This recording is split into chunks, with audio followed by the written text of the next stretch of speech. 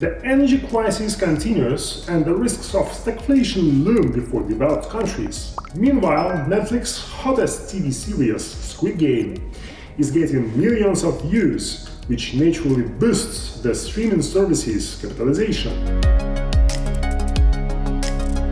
So now, let's start with the currency market. The US dollar sank this week. The dollar performed worst of all against the currencies of developed countries. United States dollar, Canadian dollar dipped by almost 1.5%. Australian dollar, United States dollar, on the contrary, increased by 1.5%.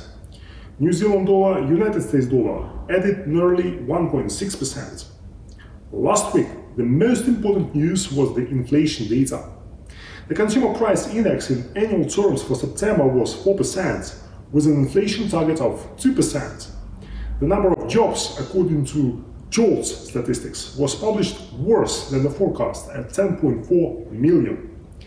Meanwhile, the leading currency pair of the forex market, Euro-USD, practically did not change over the week. On a daily chart, the price is testing the level of 115.90, 116. If a breakout takes place, then we will face a deeper correction in the US dollar. The American stock market did not rally. Dow Jones formed a gap on October 7th that finally got closed by the bears on Tuesday, October 12th. Thus, we can say that the market is flattening. The horizontal support level is at 33,800 points, and the resistance level is at 35,000 points. Approximately the same picture is observed in the S&P 500 index and the Nasdaq 100 index. As you know, a trend reversal in the market often occurs after a flat, which means that now it's necessary to expect a further decrease in the capitalization of companies rather than continuous growth. We suggest paying attention to two more investing points. Firstly, the earnings season has started on the stock market. On October 13th, a reasonably good report was published by JP Morgan Chase, and on the 14th, Morgan Stanley also reported well. And secondly, there is talk of a move to restrictive monetary policy, which of course should hurt stocks. Well, Deutsche Bank announced last week that they are on the verge of one of the most aggressive rate hikes by the global central banks. Therefore, in general, our view of the market is now rather, let's say so, pessimistic. At the same time, there are still companies on the market that can be very interesting in long term.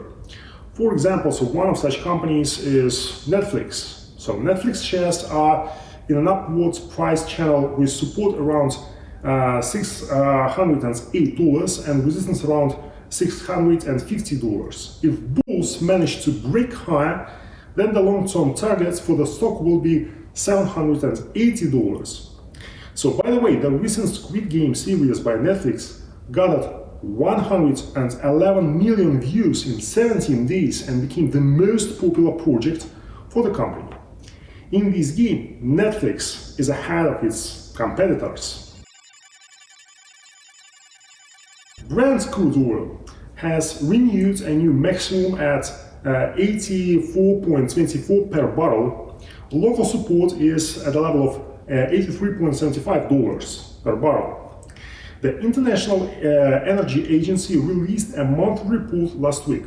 According to them, global oil supplies fell by 260,000 barrels per day in September.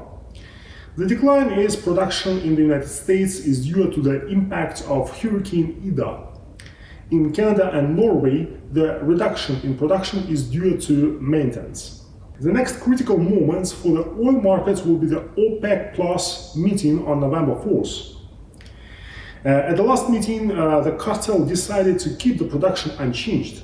Changes in OPEC Plus production volumes can significantly change the balance of power.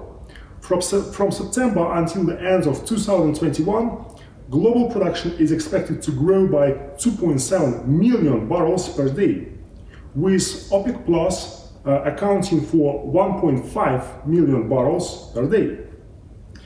Then let's go to natural gas. Well, natural gas corrected in price to the support level of $5.450. Despite the correction, gas prices added more than 120% since the beginning of the year. Several circumstances hindered the rally's growth: milder weather and Vladimir Putin's gas policy. According to him, Russia is ready to increase gas supplies to Europe if they ask.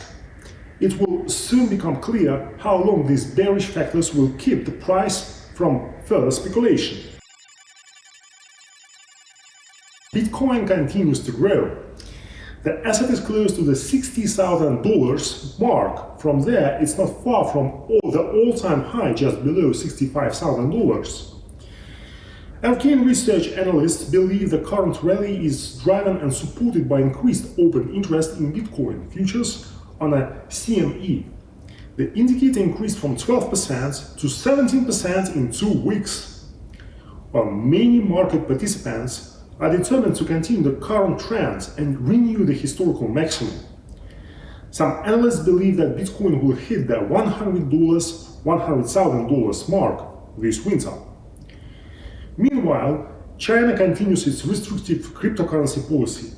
According to several media reports, some Chinese departments are getting prepared for prosecutions in crypto asset trading and mining cases.